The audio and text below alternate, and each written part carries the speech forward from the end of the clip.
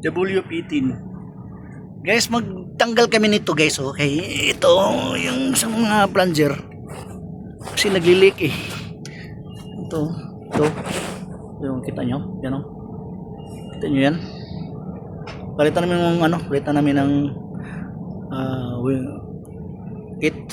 o-ring lang to eh. Ito pakita ko sa isa, kita ko sa isang yung ito WP10, yung WP12. Try natin ito guys, ito lang bunutin guys ito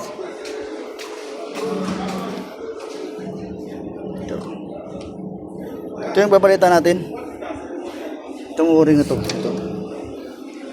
hindi ito palitan ng o-ring ito, palitan ng o-ring, palitan natin ito lang, dahil lang to eh.